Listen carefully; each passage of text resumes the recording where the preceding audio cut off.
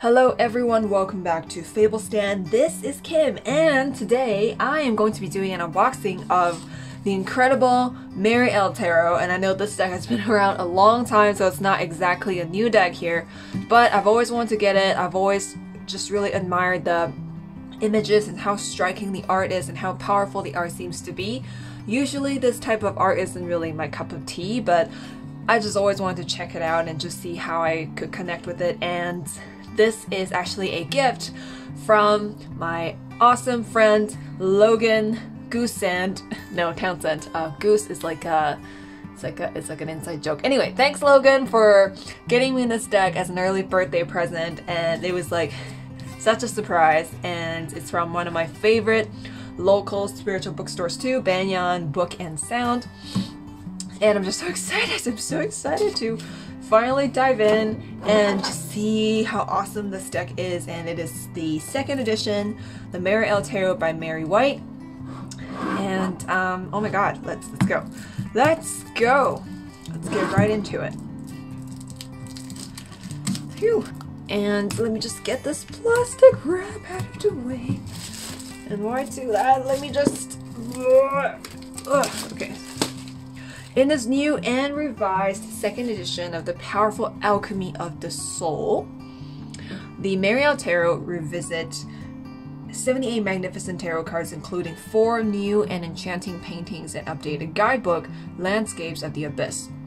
With fresh keyword symbolism and traditional oil paintings in a classic style, enjoy a journey through the meaning of each card via the landscape of the Moon and High Priestess, and enter the geometry of the Temple and Tree of Life, Merkaba and Caduceus? Not sure?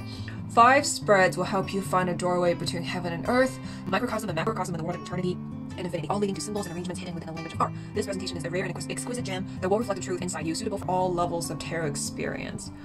Cool, so I've never owned the first edition, so I wouldn't know what has been updated, and I wouldn't really have a point of reference or comparison, but I guess I'll just experience this second edition as it is. Whew, I don't know why I'm out of breath. That was a long paragraph. And yeah, anyway, not out of shape or anything. So this is the guidebook. Ooh, it is colored. It's a nice smooth paper quality. Alright, I will dive into that in a second. So let's put that on the side. And it comes with I think this is a gloss finish box. Has a magnetic clasp, and then has like some paper in there to hold the cards in place. And this is the deck. That is the card back. Can't wait to see what the card style looks like. So that is the full. I forgot if the Mary L. Tarot has like Rider-Waite influence or Thoth influence, or it's just kind of its own thing based on a system of tarot. But we shall see. Ooh, look at that nice silver gilded edges. Ooh, it's nice and slippery. Alright, so is that one card? That's 2 cards. It is a little on the thin side, not gonna lie. Prefer it to be a little thicker. I hope the silver edges don't fade or anything. Okay, let's see if I can. Let's dive into the images. Really excited about this. Alright, so the Fool is a figure with a mask on. Dragon figures. Looks like Chinese dragons or serpents. And then there's these butterflies. And the Magician, I believe that is the Kabbalah or the Tree of Life. I like how okay, so usually the 4 elements or associations of the 4 elements are in a Magician card. But as you can see, it's more evident on the full card. I just feel like there's more of an interaction of elements on the full card. That's interesting. The High Priestess. Ooh. This is really cool. The veil or the cloak kind of looks like a cocoon that she's reciting in. And she's not even like a person. She's like, you kind of just go into her. And then she's sort of like a portal to a realm in human shape. That's really interesting. The Empress. The Emperor. Got the Hierophant.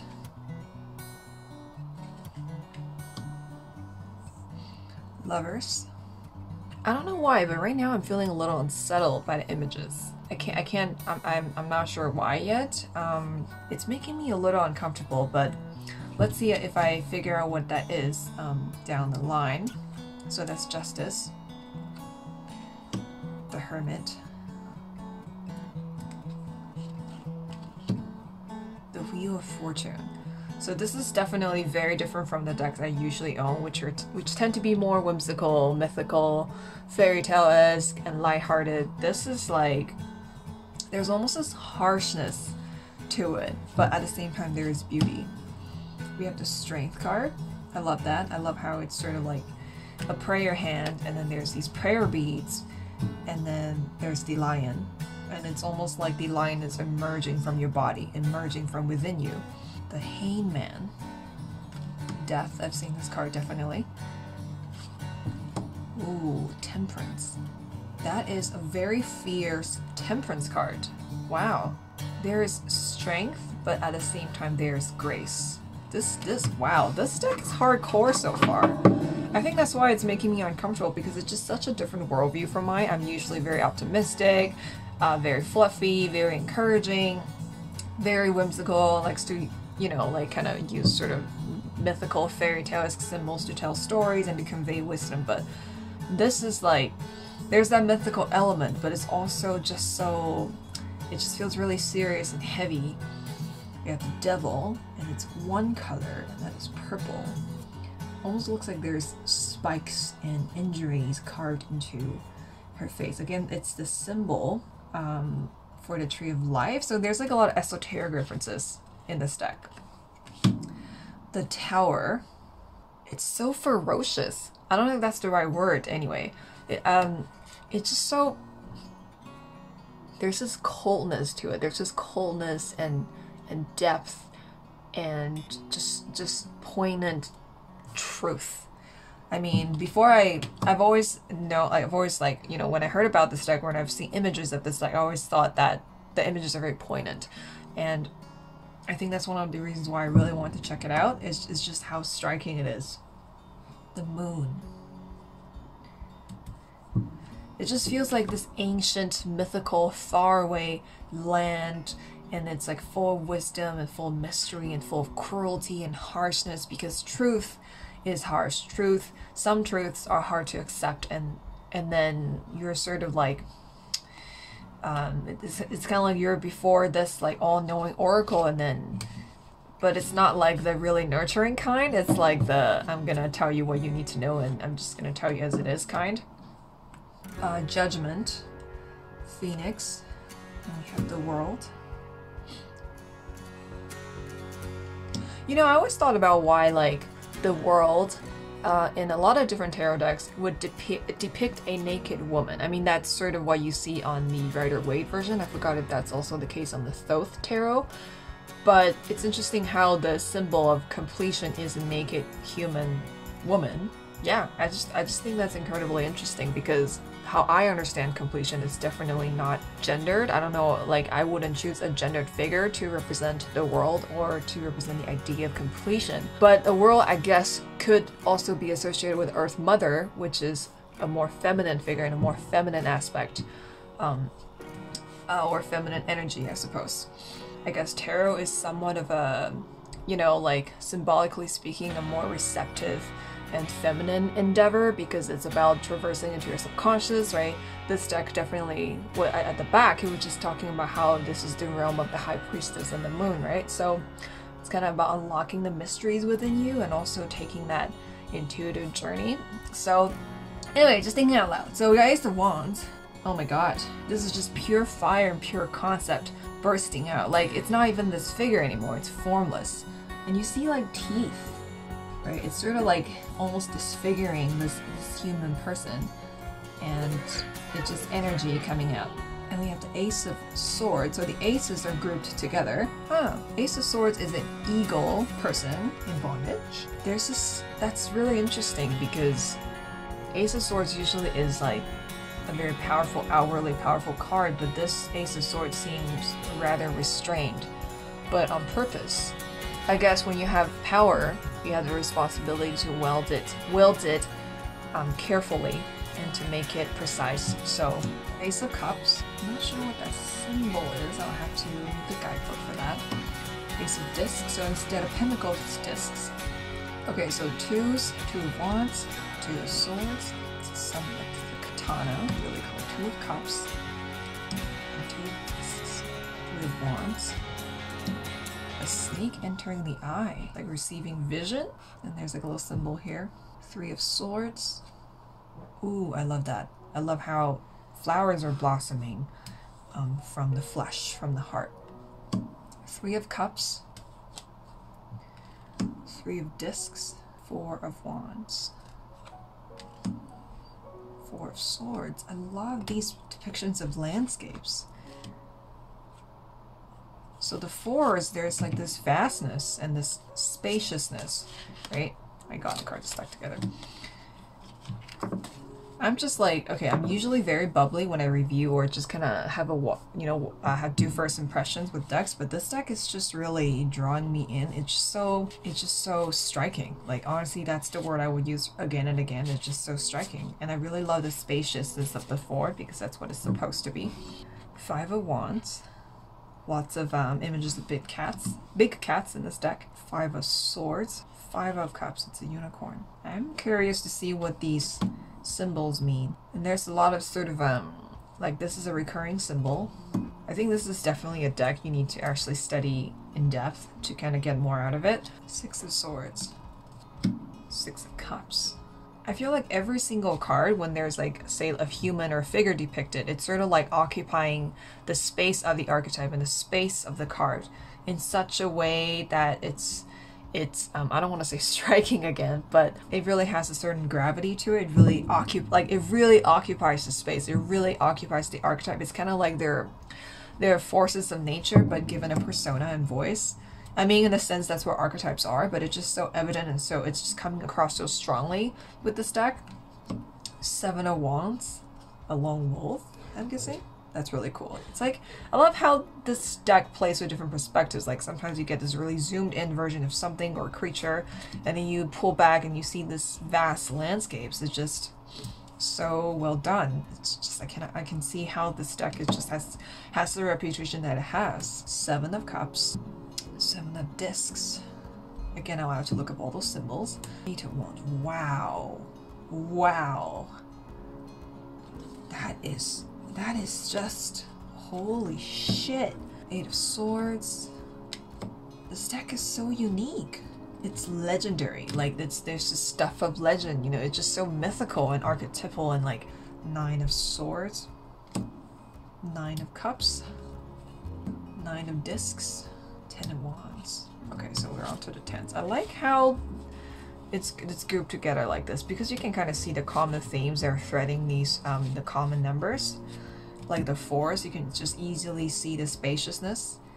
That looks like death. I mean, 10 of swords is an ego death, so that makes perfect sense. 10 of cups, well, it doesn't look like the typical happily ever after. Even 10 of cups has like this coldness to it. This figure, well, these skeletons, I think, is that a baby? It's dumping out this cup, and then it's sort of transforming into a horse, into an energy. So it's kind of like some like emotional fulfillment, emotional completion. It's sort of coming out of you. It's kind of manifested into something that's very tangible. So interesting. I like how this deck handles the positive cards. Page of wands. Ooh, onto the core cards. All right, let's see. Was that stuck? Okay, no. Page of swords. Page of cups. Page of pentacles. Oh, it's a baby. I think Page of Wands is my favorite card at the moment. Actually, well, it's the card that I'm sort of more used to seeing because that's the art style I'm more exposed to, like this one, but it's just so much to take in. I can't really say that's my favorite card because I have some other favorite cards that are kind of just registering in my consciousness right now. This is a very different deck. Like, I'm usually like, but oh my god. Oh my god. Knight of Swords. Yeah, also I'm just like trying to decide if I'm okay with immunity. Like, not that I have like issues with it, but I don't know, I just don't prefer seeing it when I'm doing a tarot reading. It just feels a little awkward to me personally. I kind of don't like a lot of nudity depicted in general. I think some boobs are fine, but it's like, don't really want to see a dick on my cards.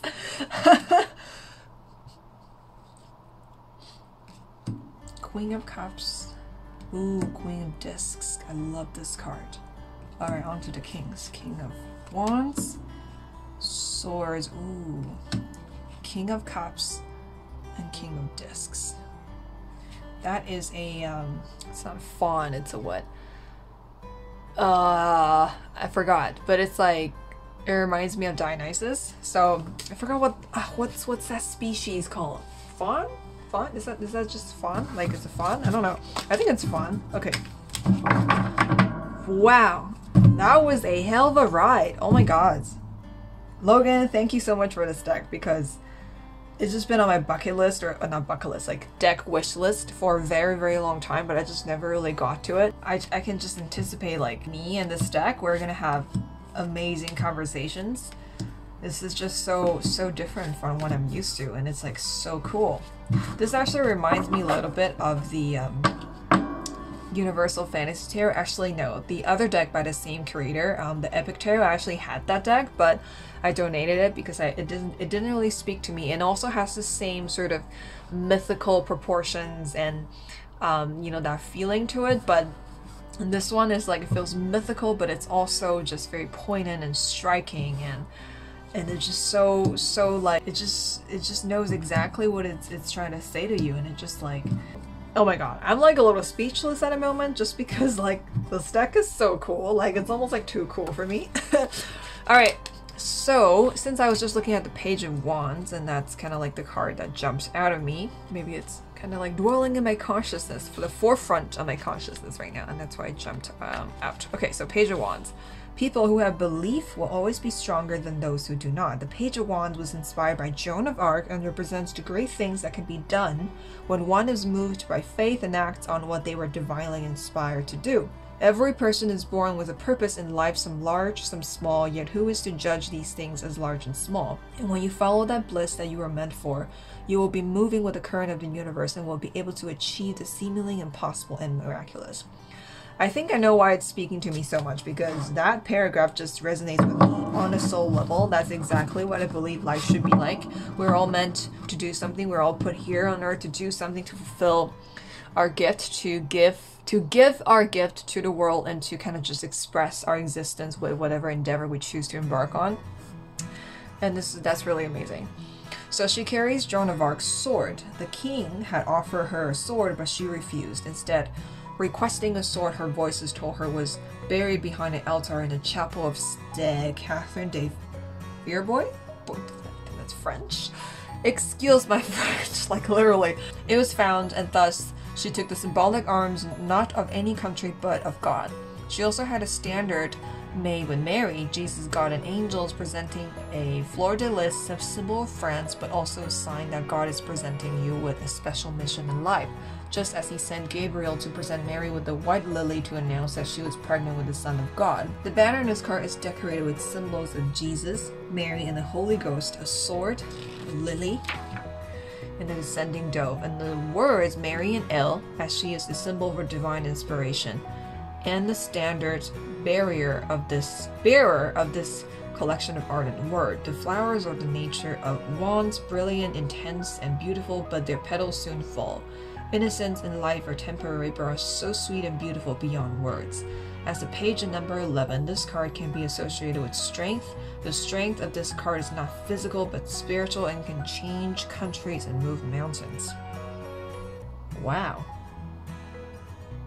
That is an amazing interpretation of Page of Wands. Usually, Page of Wands, in my understanding, she's sort of like this firecracker. She's like a little, you know, she's like a little sparkle of light that wants to go anywhere, wants to go to places to see where she can shine the most, or where she can just kind of share her light.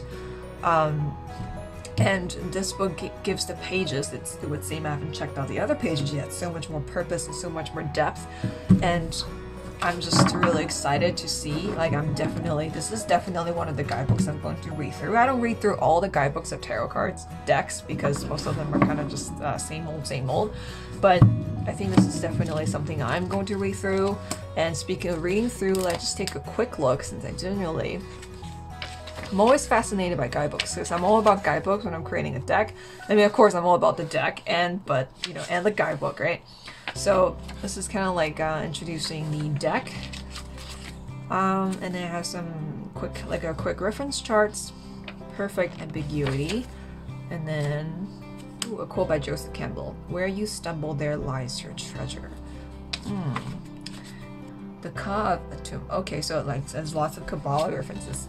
I haven't really studied the Kabbalah, but I just kind of have a vague awareness of it because it is kind of like one of the interdisciplinary aspects or field that's often interconnected with tarot. So I think this deck will give me an idea, or at least maybe like an introduction to the Kabbalah, which will be cool. So reading with tarot, daily reading spread, gives some spreads here. Yes or no spread, past life spread, tetractus spread, interpretation. Okay, gives you some notes on how to interpret, and then there's the bibliography. And then there's the author, Mary White. And I think it did like Page of Wands, there was like a mention of Mary L, right? So I guess this guy book will tell me what that is referencing. Really cool. So overall, I'm just really impressed with this deck. I'm like a little speechless like before. I definitely need more time to spend, like I need to spend more time with this deck for sure. Like, you know, some decks like the Affirmators Tarot that I just picked up, it's like I don't need to spend a lot of time with it. I can just, I mean, I am spending time with it, but I don't need to kind of study into it because it's just so close to my worldview and my soul. Like it's something I would create, or it's something that, and I don't mean that as in like, oh, I could just do it. I just mean like it speaks the same language as I am, and then as I do, and I just have a natural affinity to decks like that, you know, cute, whimsical decks, very lighthearted. Just that's a big part of who I am. But this deck is, wow, it's so different, and I think it also came at a right time in my life right now, because I think for the longest time I'm really drawn to lighthearted, whimsical decks. You know, decks that really resonate with me, or that really resonate on my frequency in a sense. It's because I really needed to kind of grow and expand that into that part of myself for a couple of years, and now I think I'm prepared to sort of enter a different kind of energy, a different kind of frequency, because I feel like I've sort of finished that chapter. I graduated that stage, right? It's leveled up, collected enough EXPs on that, and now I want to try something and explore different concepts and different things and upgrade my worldview and just keep learning. So this deck comes at a perfect time, and you know, I think like, you know, I'm never really, sorry, I'm just kind of rambling, like there's nothing for you to look at, I'm sorry, but I just always feel like I've never really truly been interested and curious about the esoteric side of things. For me, that's just like a lot of history. There's a lot of things that didn't seem apply to me. It just, there's a lot of information that's not very intuitive, but maybe now's a good time to start looking into those things, because you know, at different stages in life, as we develop ourselves, we are drawn to different things, right? And this might be a good time to look into these esoteric ideas and like more historical, systematic aspects of tarot, and who knows, because I have been getting a couple of cards that just been telling me that, you know, you need to kind of explore the roots of things, and then look into your ancestry, or maybe look into the ancestry of tarot, or study into something like this, and maybe even study into astrology more, and so I can, you know, absorb them and have more to offer into the world when I create them. I just really love the fours. Usually the fours are really boring or just really predictable, but especially the Four of Cups. I guess I'm kind of guilty of that as well, because I just kind of did a PANDA version of the Rider-Waite Four of Cups, so you know, I should maybe update that card in the future, but we'll see. But yeah, overall, super impressed with this deck. Like, it's just so different from anything that I've seen, and it's just so different from what I'm used to, and just it's and I'm just definitely having a connection with it, and I'm just so fascinated by all the symbols. I'm usually not, to be honest. I'm just like, oh, something that I have to look up. It's just like something that doesn't really help me channel my intuition right away. I'm usually just like, bleh. But this deck is really fascinating, and it's really calling out to me. So thank you again, Logan, for getting me this deck. I will spend so much time with it and study into it and read the guidebook, and I'll probably post another video about this, and I'll probably post some study, like tarot study vlogs. I did that for a Deviant Moon, but I haven't really I haven't done it for a while for like a different deck, because most of the other decks I got are just like I can just read it. But this deck definitely will take some, you know, more conversations and studying and stuff. So I'm really excited about that. And if you don't have this deck, I recommend getting it. But I think it's one of those decks where you really have to, the timing has to be right, or maybe this is just something new already into, at least for me, because if you're kind of like me, you're into like cuter decks, lighthearted decks, more whimsical, fantastical decks, this deck might be a little harsh, but I think it's just a very interesting conversation if you do get it, if it's like very, very different from what you're used to and from the languages that you usually speak. It's like a really, it kind of presents those ideas and images to you in a way that's not like preachy or didactic or very egotistic, because that's kind of like my sometimes I do feel that like some decks are like really up there, you know, they're just like I'm so much better than the other decks, like fuck you stuff. You know, and I do get that sometimes from like, you know, anyway, I'm rambling. You know what I mean, right? You know what I mean. Okay, so yeah, 10 out of 10 out of 10 out of 10. So definitely recommend this deck, and so excited to work with this deck more, and I will keep you posted about my progress and my journey with this deck. And until next time, be the hero of your own story, keep calm, and level up, and Panda on. And I totally forgot to do that one card draw, but like I'm a little lazy right now, and I'm really thirsty, so I will just do it in my next vlog or study vlog for this deck. Until next time, goodbye, chill, laters.